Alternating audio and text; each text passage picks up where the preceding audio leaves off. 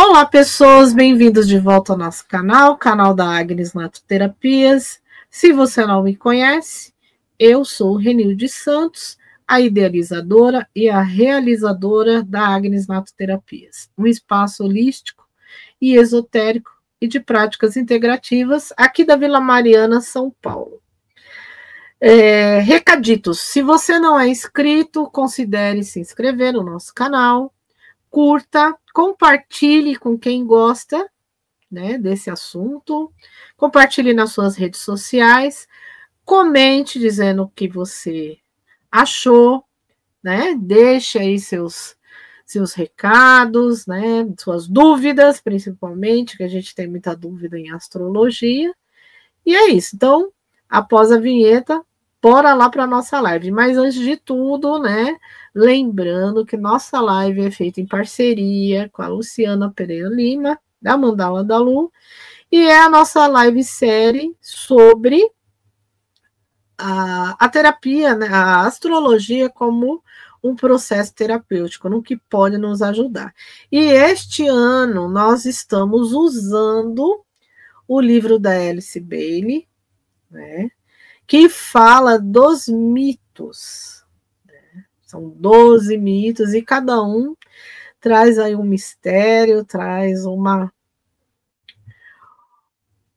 experiência para nós. Então, bora lá para a vinheta e bora lá para a nossa live.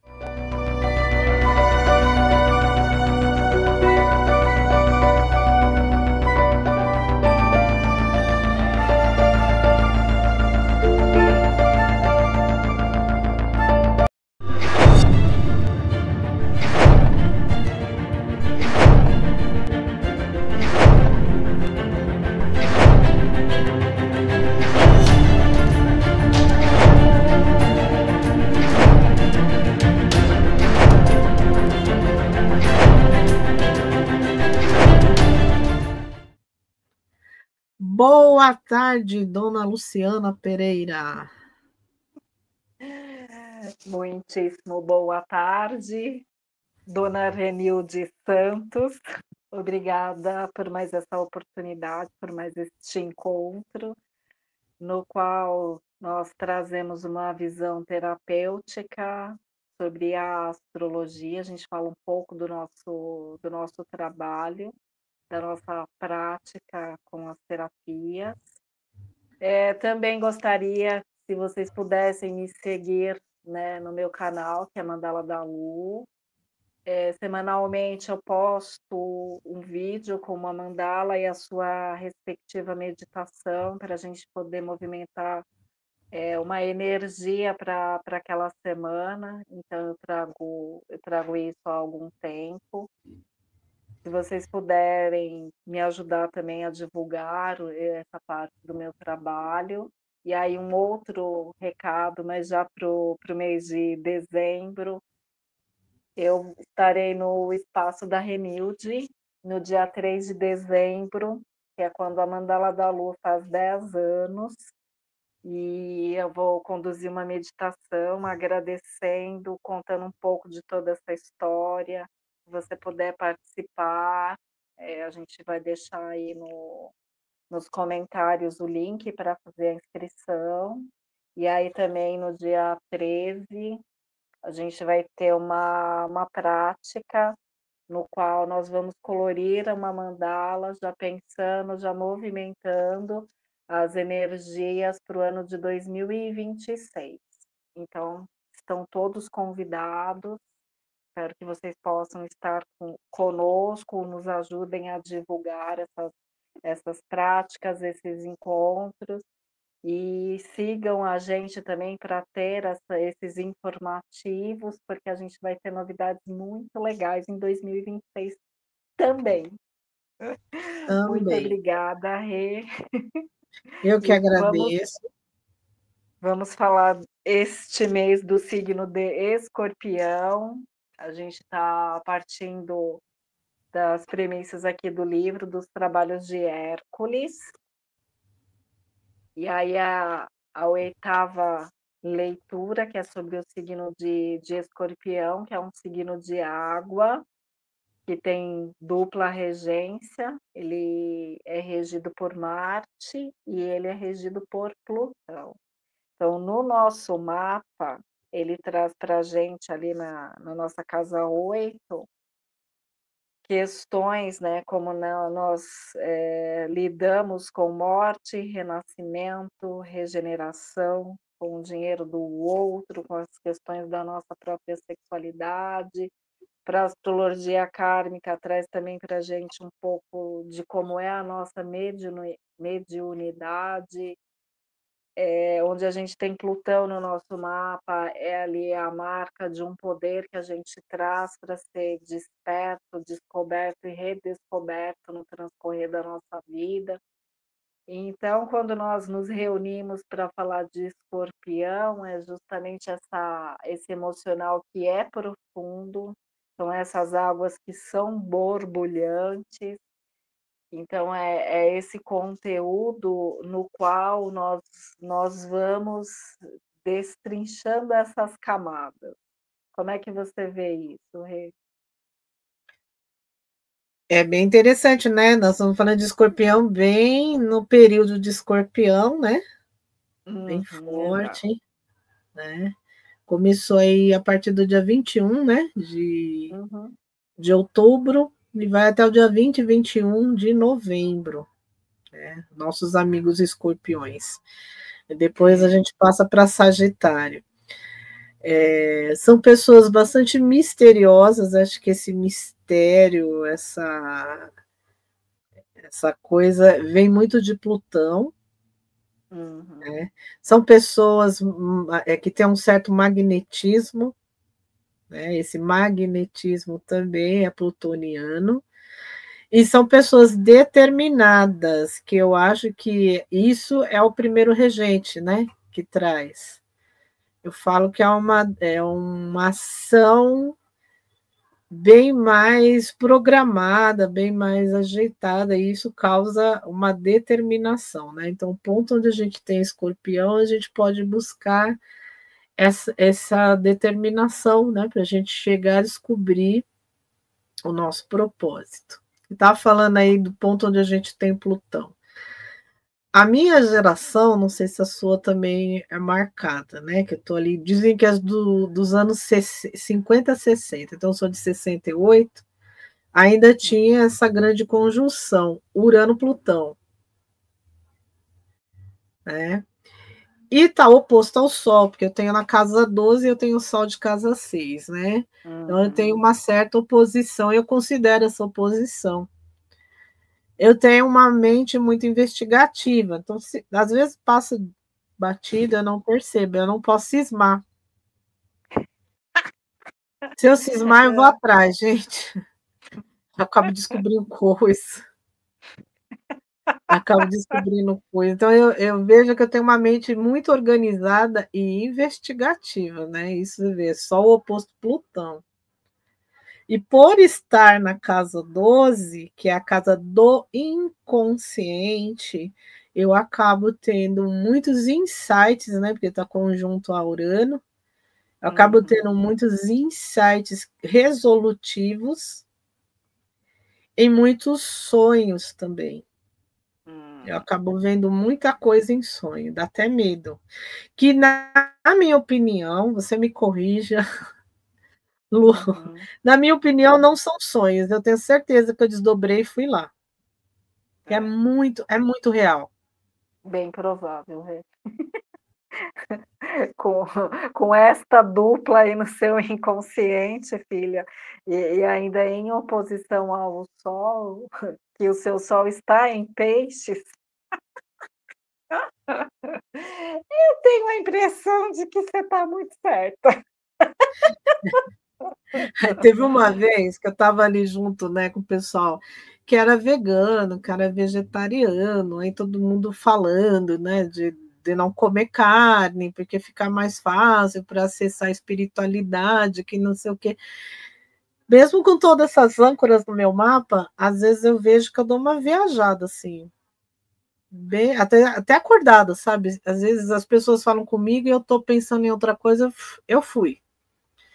Aí eu virei e falei assim, né, no grupo, falei, gente de Deus, eu não posso parar de comer carne, porque eu comendo carne, já acesso tudo isso que vocês falaram, imagine sem eu comer carne, eu vou embora.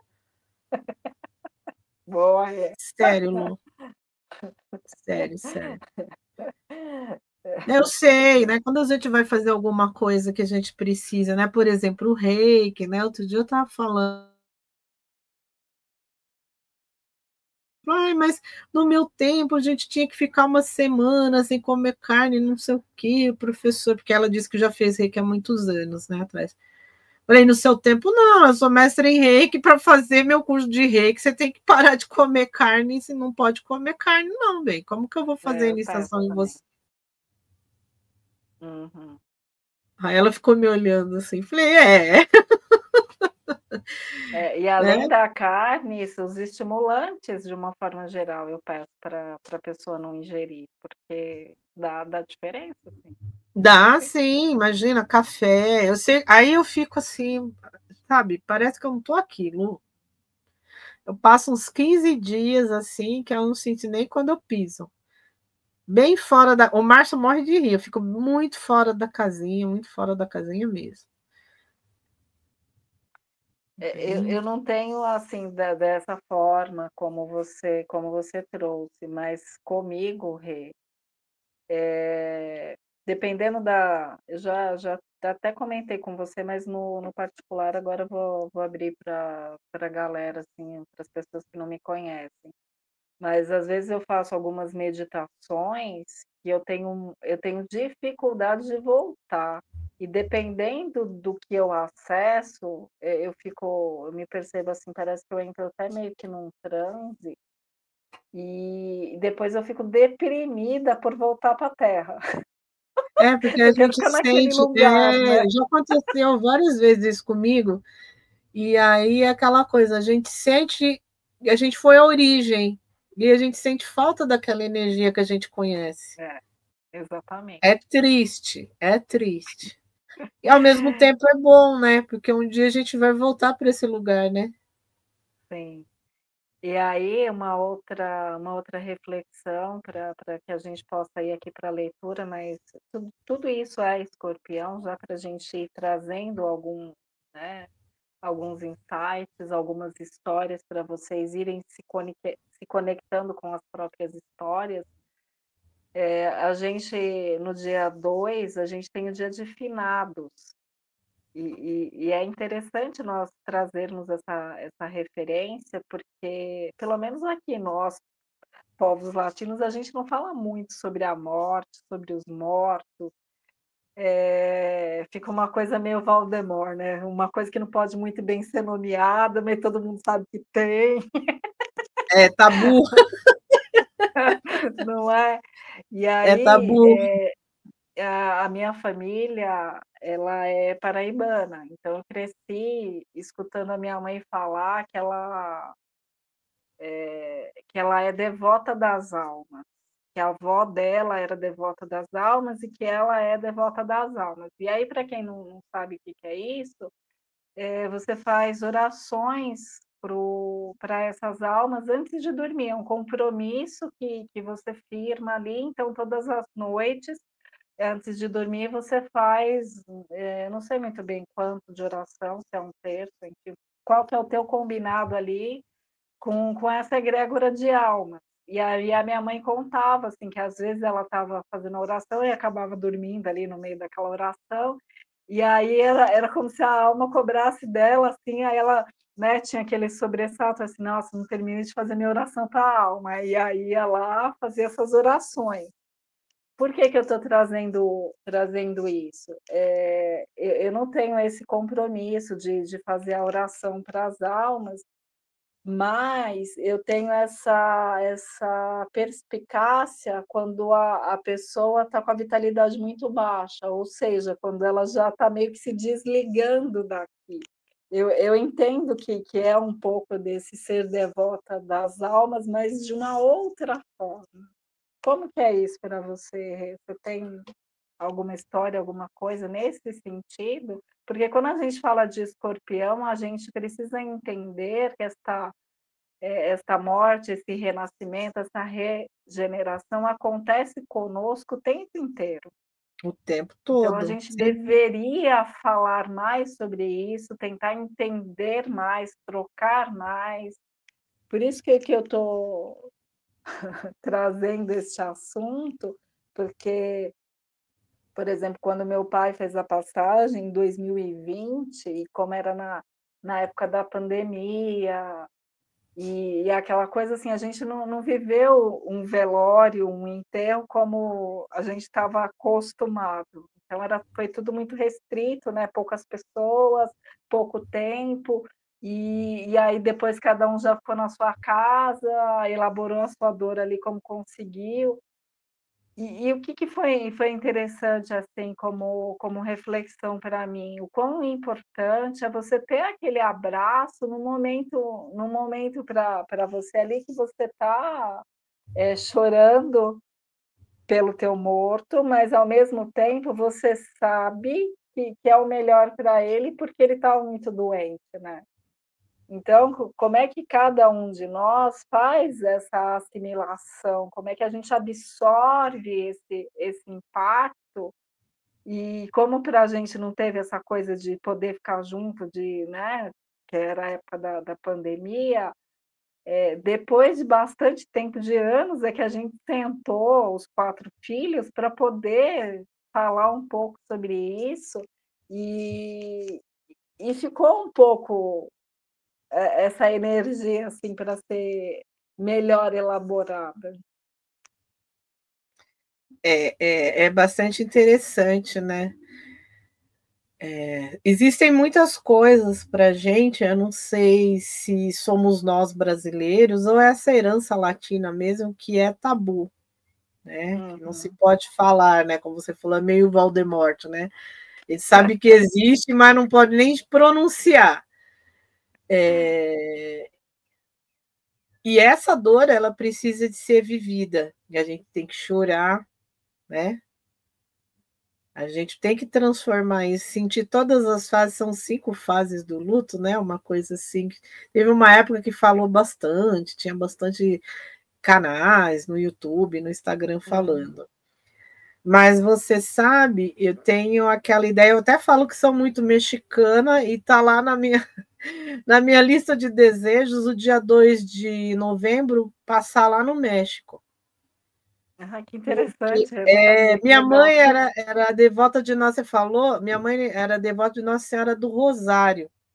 Hum. E, salvo engano, as pessoas podem, quem é católico pode me corrigir, salvo engano, que eu lembro que tinha um quadro, minha mãe tinha um quadro dela, né? Minha mãe gostava de imagens e tal.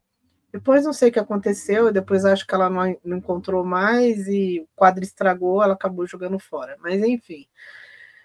Nossa Senhora do Rosário é aquela do escapulário, né? Uhum. Que é ela que traz o escapulário para você. E minha mãe dizia que era ela que salvava as almas do purgatório. Ah, tá. Então ela tem a ver com essa coisa da morte também, né? Com a morte e Uhum. ressurreição. E aí, depois que eu linkei com essa coisa, é muito importante essas lições que as mães da gente, você falou da sua mãe, minha mãe também falava das almas, e ela rezava, Uhum. eu sempre fazia novenas, essas coisas, né? Hum. E é interessante isso, porque depois a gente vai buscar o que faz sentido para nós dentro desse aprendizado. E para mim, esse dia de finados, que é muito Inca, Maia, do Uhum. mexicano é muito interessante. Você ir lá, você cuidar do local onde você deixou o seu morto, né? Ente querido, né? O seu Aham. ente, e fazer uma festa, levar o que ele gostava de comer, porque na crença deles, e que tem muito a ver com a crença celta, né? Você vê que os povos Uhum. antigos às vezes acabam convergindo ali, né? Isso. O antepassado tem um dia que merece ser reverenciado. Uhum. Nós fazemos isso dentro do catolicismo. Vamos lá, visita o cemitério, túmulo. coloca Uhum. flores, né? Coloca velas lá onde quem tem lugar para a gente colocar as velas e tudo mais, né? E eles, né? Você vê que eles fazem uma espécie de um altar para as pessoas. Dentro do budismo também tem, né? Aquele altar que coloca tudo que você faz, coloca ali, coloca flores, né? E eles fazem algo parecido, né? Levar a comida que a pessoa gostava, levar flores, né? Fazer aquelas coisinhas. Uhum. Então eu gosto disso, de saber que ele não foi, que ele ainda, que aquela pessoa ainda continua com a gente. Seja nas boas lembranças, né? Que devem ser mais boas lembranças do que ruins. Ou nas ruins também, né? Porque serve para a gente de experiência. Então eu gosto de pensar nessa, porque é bem plutoniano, né? É uma transformação, houve uma transformação. Exato. A gente pode não estar vendo eles agora, mas Uhum. eles têm acesso a gente. Olha que interessante. Eu tenho, quando a minha mãe se foi, a minha irmã ficou grávida, minha irmã mais nova ficou grávida de 8 meses. E minha Hum. mãe dizia que queria ir para casa porque ela queria conhecer o Breno. Nasceu o Breno ficou uns 10 dias internado porque ele é Down e ele nasceu com uma cardiopatia, né? Ele Uhum. nasceu com sopro e tem toda uma coisa ali, enfim. Breno tá andando agora e já tá falando. Ele tá com uns 2 aninhos, mais ou menos. Já tá falando, tá andando. Uhum. Pela série de problemas dele, ele é igual uma criança perfeita. É terrível, terrível. Porreta. Danado. Fofo. Aí, e ele levanta cedo, né? Ele é todo cheio dos ritos, cheio dos rituais. Ele levanta cedo, 6, 7 horas já tá de pé, aquela coisa, e minha irmã levanta, né? Porque tem que dar o café dele, aquelas coisas. E minha irmã tem mais duas, né? Botar a criança pra escola, aquelas coisas todas lá. Aí um dia minha irmã estava arrumando alguma coisa no quarto, ele estava na sala. Aí ela ouviu a seguinte frase dele: Tchau, vovó! Ah, meu Deus, pronto. Ele tem Aí minha irmã comunicação com a falou assim: avó. Ué, ele não conheceu minha mãe? Ele não conheceu, ele é o único dos netos, né, recentes da minha mãe que não conheceu minha mãe. Aí minha irmã foi lá: Com quem você está conversando, Breno? Com a vovó. Aí minha irmã catou uma foto da minha mãe e mostrou. Aí falou assim: Quem é essa daqui? Aí ele falou: A vovó. Era recente a foto. Aí minha irmã pegou uma foto que ela tem várias fotos da minha mãe mais nova, que ela se parece muito comigo. E aí Hum. ela falou assim: Olha, vai se confundir, vai dizer que é a tia D, né? Aí mostrou quem que é essa daqui? A vovó. Estava perto da semana de Sensacional. finados. Minha mãe faz aniversário, fazia, né? Dia 1º de novembro. Uhum. Então estava perto. Aí a gente estava conversando. Eu falei assim: não diz os mexicanos que as pessoas, os entes queridos, não vêm visitar a gente, que é por isso que O tem que. portal abriu, né? Sim. Aí eu falei: se a gente não sabe, né, se ela não teve. Então a gente teve certeza que ele viu a minha mãe. E ele não conheceu a minha mãe. E ela Uhum. deve ter vindo, conversado com ele e falado, né? Que era uma das coisas que a minha mãe queria muito. Nossa, Eu gente, acho minha incrível irmã isso, ficou assim né? assustada, falou assim: Nossa, ele viu mesmo a minha mãe. Ele estava sozinho na sala brincando, e acho que ela devia Uhum. estar junto com ele. Então, assim, eu acredito muito, as pessoas podem não acreditar, é um direito, né? Acredito muito em vida após a morte, se a gente tiver autorização da gente vir aqui, eu acredito muito nisso. Então, para mim, o kardecismo não está errado, todas as religiões que acreditam em vida após a morte, que não é só o kardecismo, tem budismo, né, tem Uhum. um monte de religiões aí, para mim elas não estão erradas. E é uma coisa de escorpião, né? Você vive em uma outra dimensão, para mim, tá? Mas você ainda continua vivendo. Para mim também faz muito sentido isso. Eh, e se nós formos pensar, trazendo isso para o nosso mapa natal, trazendo isso pra nossa casa 8 ou para onde a gente tem escorpião no mapa, ali é um setor no qual você vai ter um direcionamento de como viver ou de como você pode trabalhar isso como uma força, como uma potência aqui. Então, na nossa casa 8, como é que a gente elabora essa regeneração? Você não precisa acreditar como a gente em outras vidas, em morte, em renascimento, tudo isso, mas como é que você então trabalha em você uma regeneração? Porque isso é fácil da gente perceber até cientificamente, fisiologicamente, por exemplo, a gente tem um fígado que se regenera, a gente tem as células que vai mudando e em 7 anos a gente já trocou todas essas células. Então a gente vai tendo, né, essa troca, que é essa regeneração, e com o passar do tempo, e isso não vai tendo esse trabalho tão perfeito, a gente vai descendo a curva, né? É, mas enfim. Termos esse entendimento. E a gente tem um setor no nosso mapa, a gente tem ali uma casa que nos mostra, que nos direciona para que possamos viver isto da melhor forma. Então, morte e vida são complementos, então caminham juntos. A gente precisa tentar trazer, né, tirar estes véus para que a gente possa ter essa presença, porque o que é a vida? É ter essa presença, esse encaixe, esse propósito, para que na hora que a gente faça essa passagem, na hora que as pessoas lembrarem do que nós fizemos, a gente se torna eterno. Porque são essas lembranças que vão trazer as nossas memórias para cá. Então, cada um de nós, vamos trazer, né, essa ideia para o nosso coração, que é a sede do nosso entendimento, para que a gente possa entender como é que a gente tem feito as nossas escolhas para as nossas práticas, as mais simples. Qual é a presença que a gente está com isso? O quanto realmente a gente valoriza o que nós temos feito, ou a gente está nesse automático que é esse estar morto em vida? Pois é.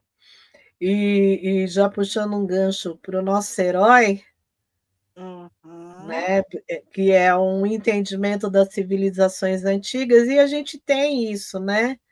Recentemente eu vi a homenagem que fizeram àqueles 4 soldados bravos, né, Uhum. que teve aquele Uhum. conflito lá no Rio de Janeiro e o governador fez uma homenagem aos 4, e eu lembrei muito disso, que as civilizações antigas, né, dizia que o herói, né, herói era aquele que estava morrendo em combate, então a gente tem Heracles, né, que é Hércules, a gente Uhum. tem vários, né, tem Aquiles, né, Por a gente exemplo, tem, sim. né, nós temos vários, para a nossa civilização, se a gente for ver ali na história greco, na história romana, a gente tem vários. Os vikings também, né, os povos nórdicos também falavam que heróis eram aqueles que faleciam em combate, que eles eram salvos pelas valquírias, né, Sim. e que podiam ir lá para o Valhalla, que é o céu dos heróis, onde eles podiam beber hidromel, cerveja junto com os deuses, né? E podiam levar todos, né? Espada, martelo, tudo aquelas coisas, machadinha. Eu falava, nossa, isso está mais parecendo com o inferno do que com o céu, mas tudo bem, tudo É um bem, cada um tem o entendimento. céu que quer, né? Sim, sim. Né? Mas o interessante é isso, é falar que vai eternizar aquele herói, né? Então os nossos entes queridos, né, que trazem, que às vezes eu conto histórias assim para as minhas sobrinhas da minha mãe que ela aprontava, a gente chora de rir, né, com as tiradas da minha mãe, com as coisas. isso que é interessante, de uma certa forma, a gente recontar as histórias. Eu acredito que você Exato, também fala do seu pai para suas sobrinhas, né, que conheceram, tiveram a felicidade de conhecer o vovô, né, conta as histórias dele, que era um capricorniano, deve ter umas tiradas bem interessantes que fazia a gente sorrir, né. Aí eu conto, isso a gente eterniza eles, né, contando as coisas boas, ou as coisas não boas também, né, mas contando as histórias que eles nos deixaram, é um legado, e nós exato. somos as extensões deles, né, que nem nos bastidores eu perguntei quantos dos Pereiras ainda tinham, Uhum, né, sim, da geração antiga, da geração atual, vocês têm bastante Pereira ainda, né. Aí tem, você falou, né. tem. Agora são 3 aí que são foram 3 e tem 3, né, que eram 6 irmãos. E eu acho que você trouxe um ponto de suma importância para a gente começar aqui a leitura, Rê, é essa questão do legado. E quando a gente pensa em legado, a gente pensa em singularidade. Cada um de nós, sem exceção, traz algo para ser vivido, para se contribuir aqui nesse plano. E é muito importante, daí, eh, esses nossos encontros e o nosso trabalho para fomentar esse autoconhecimento, para que você cada vez mais esteja encaixado no que efetivamente você veio fazer. E leve como premissa básica, quanto mais simples, é mais grandioso. Com certeza, com E aí eu certeza. queria convidar vocês para a leitura do nosso 8º trabalho, dos Trabalhos de Hércules, da Alice Bailey. O 8º trabalho é a destruição da Hidra de Lerna, o mito. O grande ser que presidia, envolto em radiante calma, disse uma palavra.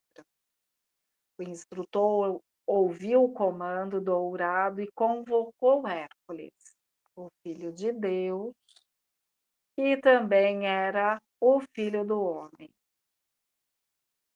A luz agora brilha no portal de número 8, disse o instrutor. Na antiga Argos ocorreu uma seca. A Anímona procurou a ajuda de Netuno. Ele recomendou que ela batesse numa rocha e, quando ela o fez, começou a correr 3 correntes cristalinas. Mas logo uma hidra fez ali sua morada.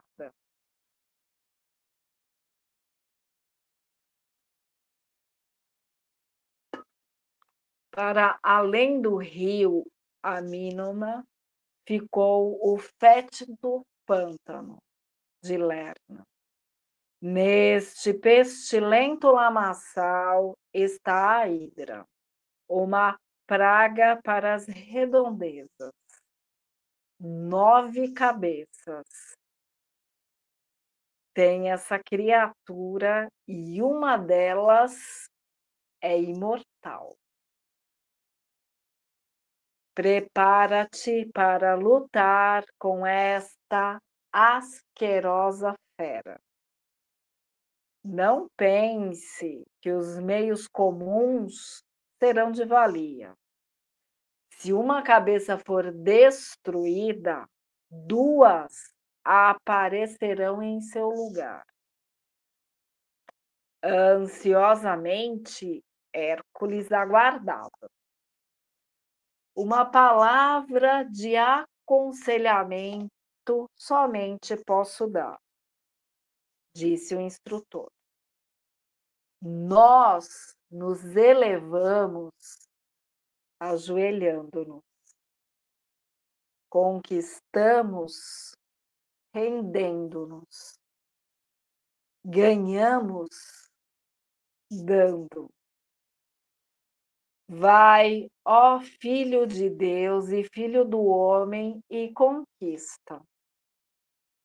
Pelo portal 8, então, Hércules passou. Estagnado, o pântano de Lerna era um charco que desanimava quem dele se aproximasse. Seu mau cheiro poluía toda a atmosfera em um raio de 7 milhas.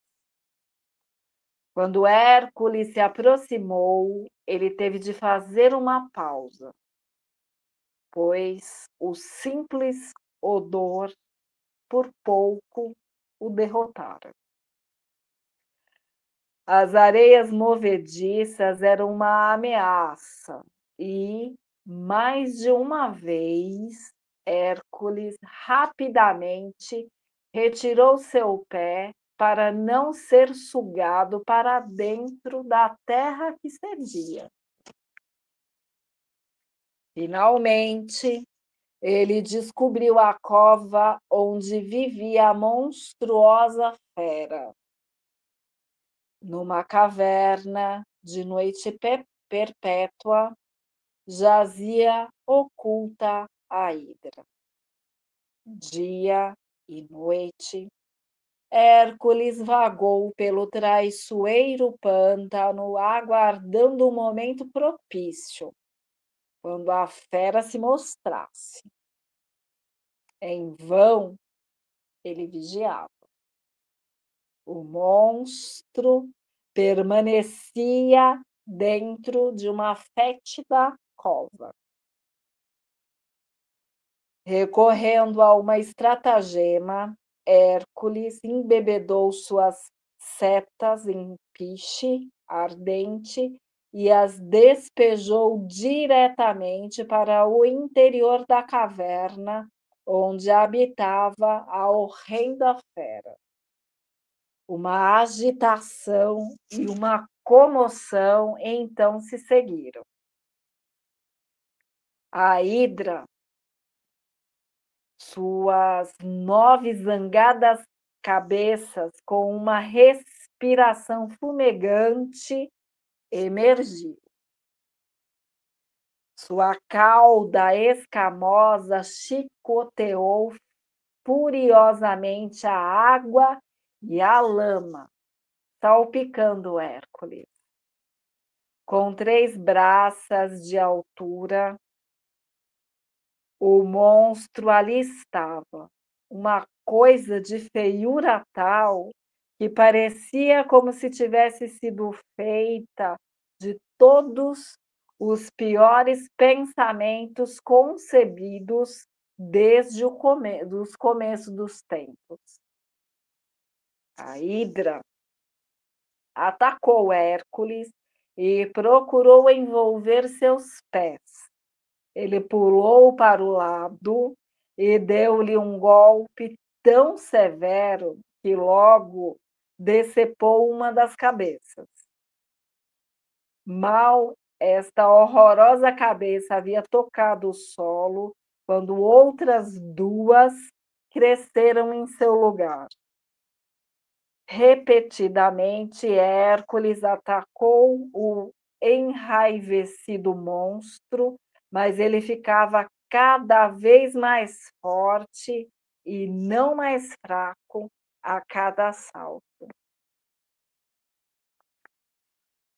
Então, Hércules se lembrou do que lhe dissera o instrutor. Nós nos levantamos ajoelhando-nos. Pondo de lado sua clava, Hércules se ajoelhou, agarrou a Hidra com as suas mãos nuas e a ergueu. Suspensa no ar, agarrou a hidra com suas mãos. Desculpa, gente, vou ler de novo, me perdi aqui. Pondo de lado sua clava, Hércules se ajoelhou, agarrou a hidra com suas mãos nuas e a ergueu. Suspensa no ar, sua força diminuiu. De joelhos, então, ele sustentou a hidra no alto, acima dele, para que o ar purificado e a luz pudessem fazer o seu devido efeito. O monstro, forte na escuridão e no lodo, logo perdeu sua força quando os raios do sol e o toque do vento o agitaram. Convulsivamente ele se debateu. Um estremecimento passou por sua asquerosa estrutura. Seus esforços foram se enfraquecendo pouco a pouco, até a vitória surgir. As 9 cabeças caíram ao chão com as bocas escancaradas e os olhos esbugalhados. Mas somente quando elas jaziam sem vida, Hércules percebeu a cabeça mística que era imortal. Então, Hércules decepou a cabeça imortal da hidra e a sepultou, ainda ferozmente sibilando sob uma rocha. Voltando, Hércules se apresentou ao instrutor, que lhe disse: conseguiste a vitória. A luz que brilha no portal 8º está agora misturada com a tua própria luz. E muito obrigada. E aí, meu amor, o que você quer comentar sobre essa batalha feroz? É bem escorpião mesmo esse trabalho, né? É bem escorpião esse trabalho. É, a hidra no lugar lamacento. Num pântano escuro, né? Que É, é porque muito. dizem a água de escorpião diz que é uma água pantanosa, né? Por isso que a intuição é muito forte. Eu acho, quando a gente pensa no escorpião, né? Onde que geralmente esse bicho fica, né? Nos lugares escuros, úmidos e nos campos. E aí, quando a gente pensa na hidra, era justamente isso, né? Primeiro que era um lugar fétido, aí você já fica imaginando que devia ser um lugar insuportável de ficar. Não foi um trabalho fácil. E aí, quando a gente traz isso para a gente, o que nós escondemos de nós mesmos, né? De uma forma geral, o que está oculto, e que mesmo assim a gente precisa ter essa humildade, né? De nos ajoelharmos e trazermos à luz para que a gente possa sublimar, plantar, regenerar, enfim, com consciência, trazer uma nova perspectiva para que a gente possa entender essa sombra, ela precisa ser aceita, ela precisa ser integrada para que a gente tenha este equilíbrio. Então, nos meios místicos, a gente escuta, quanto maior a sombra, maior a luz. Então essas polaridades, elas precisam trabalhar juntas e a gente, todos nós, sem exceção, nós temos esse lugar, escondido, esse canto escuro, né, fétido, pantanoso, que a gente precisa ali para fazer estes trabalhos alquímicos e para que a gente depois possa trazer à luz, mas a gente sabe que também tem essa queda, essa baixa, e isso é natural em todos nós, porque a gente está aqui neste plano, este faz parte do nosso combinado, aquele contrato sagrado que todos nós assinamos, só que a gente não lembra. E a graça da nossa existência é justamente esse, né? Podermos ter contato e irmos integrando, mas também sabermos como é que esse nosso lado, que ele é tão misterioso, ele pode ser acessado e a gente, como é que a gente aprende a lidar com tudo isso? O que você acha, Rê? É bem interessante, né? Eu vou repetir, né? Toda vez que a gente vem falar sobre isso, eu falo quase que a mesma coisa.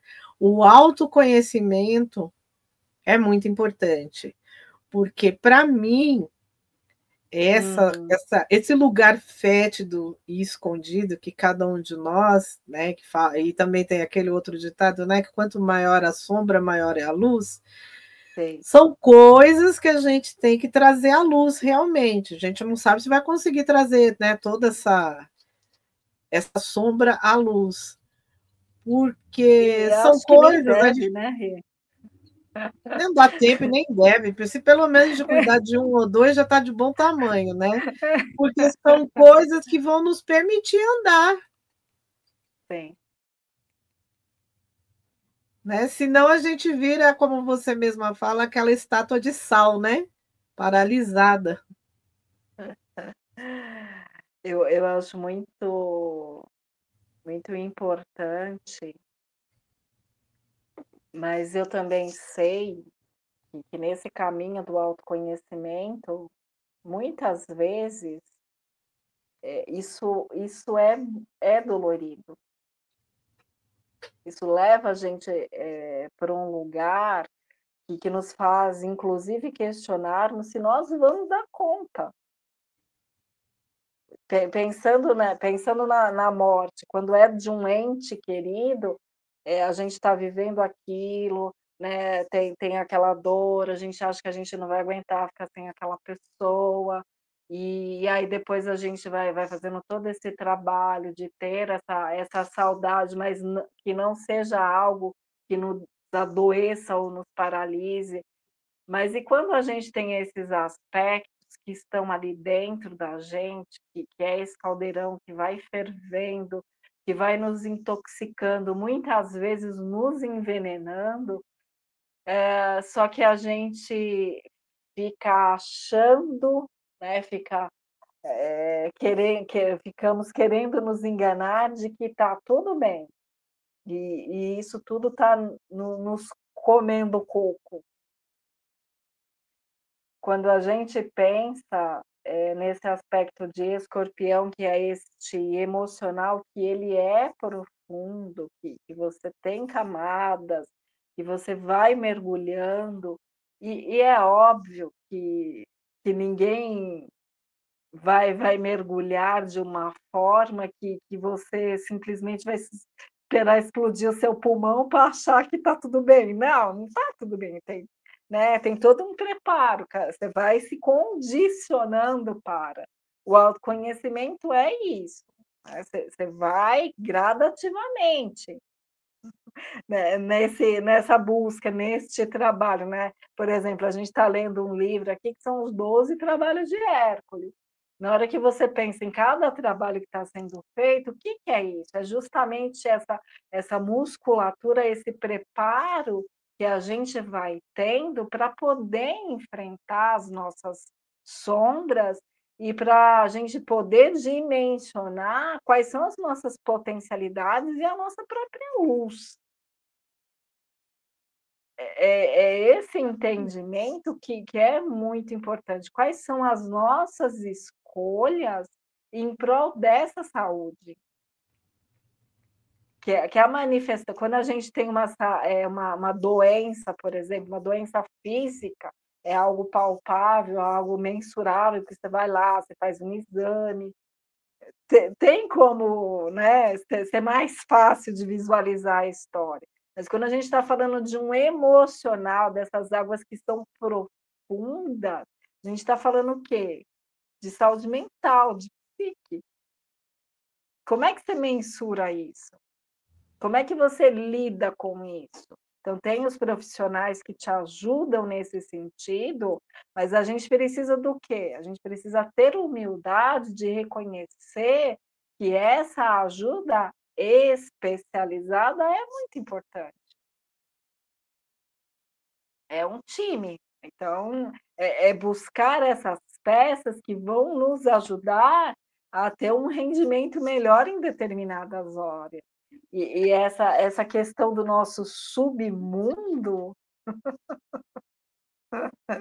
é um desafio, mas é muito importante que a gente aprenda a lidar com isso, aprenda a dar nome a determinadas coisas que viram tabu, né? Enfim, toda essa provocação para a gente ter um entendimento de que se a gente não consegue ter essa humildade de olhar para essa hidra que existe dentro da gente, uma cabeça vai virar duas, que vai virar quatro e infinitamente. Então, a gente precisa dessa ajuda de colocar luz e às vezes também aceitar que a gente, nesse momento, a gente não consegue. Não é? Que a E gente aí? precisa de um acolhimento, que a gente precisa de uma ajuda, Uhum. e que muitas vezes a gente precisa de chorar, né? Teve uma vez que eu fiz uma roda de mulheres, e toda vez que eu vou começar, a gente tira uma carta. Eu não vou lembrar, porque esse tarô das deusas tem várias deusas, mas essa deusa queria dizer justamente isso. Eu esqueci o nome da deusa. Morte e ressurreição. É uma anciã, uma deusa anciã, né? E aí a gente começou a falar sobre ela e tinha uma das mulheres que estava lá, mas essa moça chorou copiosamente. Muito, muito, Uau! muito. Veja, eu faço uma roda de conversas também, né? A gente fala ali, e olha, né? Sempre quando a gente tira uma carta, aquela carta tem a ver com aquela energia que se formou ali, né? Aquele Exatamente. círculo. É para todo mundo, não é só para a moça que chorou copiosamente, é para essa egrégora que se formou. Ela chorou, chorou, chorou, chorou. Sabe quando você. Aquele choro assim, estava guardado há muitos Sim. anos, e a gente acolheu, né? Deu água e tudo, e deixou ela chorar. Sentimos que ela precisava de chorar, então todo mundo ficou em silêncio, deixou ela chorar bastante e tal. Aí, quando ela conseguiu falar, ela agradeceu a gente, que Que fazia lindo. 11 anos, 11, que ela tinha perdido o esposo e ela nunca tinha entendido por que ela não tinha aceitado aquela morte, né? E Entendi. que ali ela conseguiu essa libertação, ela entendeu e conseguiu a libertação. Então, às vezes, e foi terapêutico, que é terapêutico, e eu quero continuar com esses círculos também. Aliás, você está convidada para vir apresentar suas mandalas nesses círculos. Eu quero juntar essas Sim. mulheres que curam. Já chamei a Silvia Uhum. Caringi também, ela já ficou toda feliz, quer participar. Vamos sim. Porque a gente acaba fazendo, e a gente vai fazer também o ano que vem, né? o Círculo de Madalena, né? Maria Madalena, né? Que você tem o curso de Maria Madalena também, né? Sim, sim. Então, é muito bom isso, porque no círculo a gente pode trazer, além de trabalhar nossas energias, a gente também trabalha essa coisa do acolhimento, de se deixar ser acolhido, de se deixar ser cuidado, né? Escorpião também fala muito de arrogância que a gente estava falando, né, antes nos bastidores. Isso. E aí, quando a gente está na arrogância, aí eu não preciso disso, aí eu não, né? A gente não deixa nada entrar, a gente acaba não se ajudando também, não aprendendo também, porque essas situações também são para aprendizado da gente, né, Lu? Essa questão do choro que você trouxe, na sexta-feira, lá na minha sessão eu faço a minha terapia toda sexta-feira, né, e aí a psicóloga trouxe justamente isso para mim, porque, eu estava contando justamente dos finados, da minha tia ter ficado lá no posto de saúde, né, o quanto isso tinha mexido comigo. E aí vem aquela onda de emoção, e aí eu fazia, né, respirava fundo, assim, me controlava para eu poder contextualizar, né, o que era o assunto e por que que eu me emocionei daquele jeito. E aí ela falou assim: "Não, não, você pode chorar, você está aqui no seu lugar de segurança, é o lugar que justamente você pode deixar tudo isso se movimentar como precisa ser". Depois, se você na hora que passar essa onda, mais ou menos o que vocês fizeram no grupo, se for necessário, eu te pergunto alguma coisa, mas deixa essa emoção vir, porque é justamente esse decantar das suas águas. E então, só que você muitas vezes tem uma programação, e você, como eu digo, assim, todos nós estamos nessa movimentação. Se a gente parte do pressuposto que nós somos um só corpo aqui, um só coração, se dói em mim, dói em você, dói em todo mundo.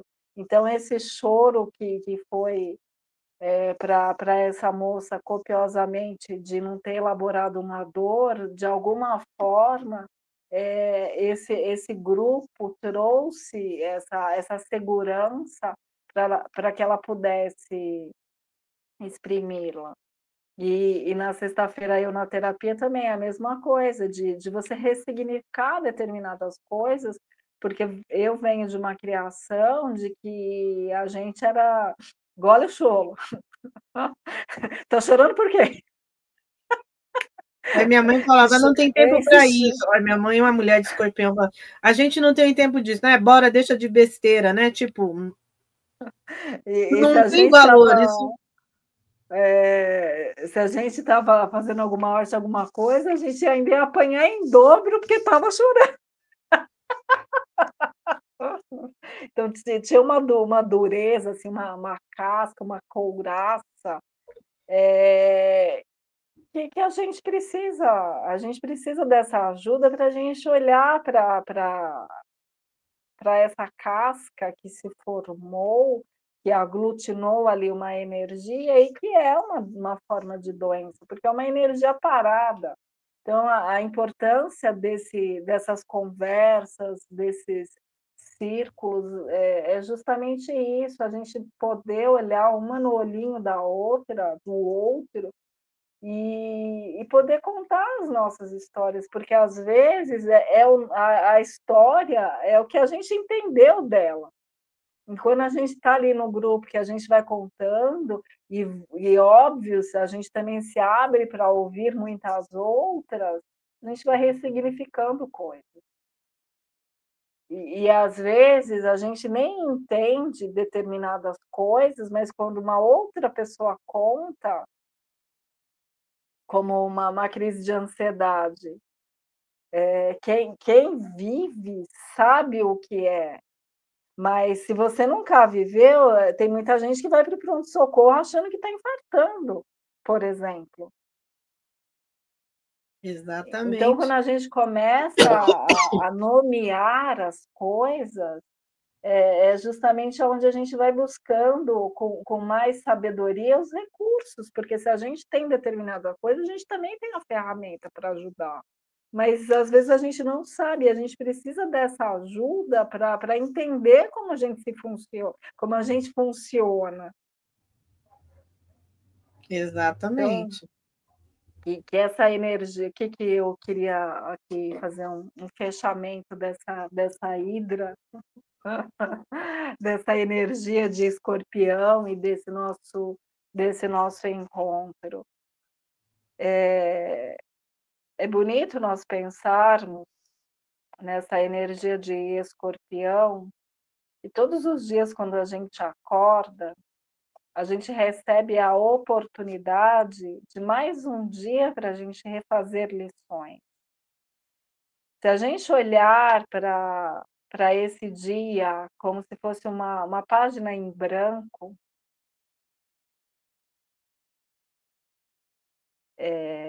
o que a gente gostaria que ficasse escrito, registrado, como se fosse um legado nesse livro que significa, que simboliza o nosso legado ou a nossa biografia? Porque aqui a gente não está falando quantos anos ou sobre o tempo que cada um de nós tem aqui neste plano, mas qual é o valor que cada um de nós traz aqui para essa vida, para este plano, para isso aqui que a gente se propôs a viver. Quando a gente pensa em poder, Plutão traz para a gente esse entendimento, qual é a singularidade, a assinatura que cada um de nós trouxe para aqui, para esse plano. A gente está vivendo isso, a gente está movimentando isso, a gente está trazendo consciência para os que estão em volta através do que a gente está fazendo. Senão, amanhã é um novo dia, uma outra página vai ser entregue e você pode escrever diferente. Então, cada dia a gente pode e deve fazer diferente, porque a gente está aqui para aprender, para refazer, para se reconectar e tentar cada dia ser melhor. E se a gente não conseguir, tudo bem, esse acolhimento que a Rê trouxe, que é tão importante, é sabermos que a gente vai refazer e vai tentar melhorar e vai tentar se aprimorar. E o gostoso é você se divertir com você mesmo, porque realmente tem muita coisa que a gente não sabe. Mas com um pouquinho de traquejo, de malemolência, de carinho consigo, a gente vai tentar melhorar um pouco, ou se unir com as amigas para tentar, em grupo, fazer diferente. Ter essa alegria a cada dia para que a gente possa refazer as coisas. Então, eu queria trazer esse olhar mais terapêutico do que é essa energia de escorpião, essa energia que pode se transformar a partir do momento que você tem uma nova perspectiva, de que muitas vezes é ajoelhada, que a gente vai conseguir se elevar e trazer luz para determinados aspectos de cada um de nós. Muito obrigada, Rê, pela oportunidade. Então, deixem seus comentários, dicas, dúvidas, que aí, assim que possível, a gente responde. E até o mês que vem, se Deus quiser. Dona Arenilde Santos. Sim, ele quer. E só completando o que você falou, né, sobre essa coisa de rodas, de acolhimento, é muito interessante, né, quando a gente tem essas conversas, e aí uma pessoa traz algo, né, que, como você citou, né, da ansiedade, da crise de ansiedade, a gente vê que a gente não está sozinho, não está isolado naquela história. Existem pessoas que têm a mesma ideia ou têm o mesmo problema que a gente. Então, esse partilhar é interessante. Acaba sendo terapêutico, né? Como você trouxe para a Virada Zen, né? O poder curativo das conversas, né? E é justamente essa cura se estabelece no que é simples, que é uma conversa, um olho no olho, um abraço, um estar presente. E entendo que de muitas formas a gente precisa resgatar essa simplicidade, mas que nos faz movimentar esse querer bem, porque a gente precisa das trocas, a gente precisa das relações, nós aprendemos através do outro, porque é onde a gente consegue fazer esse espelhamento, e que tenhamos essa humildade de nos desarmarmos diante do outro. Da gente conseguir ressignificar as coisas, né? Que ressignificar também faz parte de Escorpião, né? Exatamente. É entender que quando a gente, na hora que eu falo assim, que a gente aprende a baixar a guarda, a gente precisa deixar um pouco nessa essa armadura de lado. É claro que eu estou falando assim de lugares que a gente sente essa confiança, de pessoas que a gente realmente consegue olhar e se conectar, é acreditar nessa sabedoria para que a gente possa realmente se abrir e pode olhar ali, você não precisa de palavras, o choro vai contar para a gente uma história. E vai fazer, na hora que a gente está em grupo, que a gente consegue ouvir, a cura já se estabelece pelo simples fato da gente estar ali naquele grupo. Já tem uma energia que se estabelece, que se movimenta e que muitas vezes, entendimentos a gente só vai ter depois. E olhe lá se a gente consegue elaborar, porque às vezes fica só na esfera do sentir e tá tudo bem. Sim, sim, com certeza.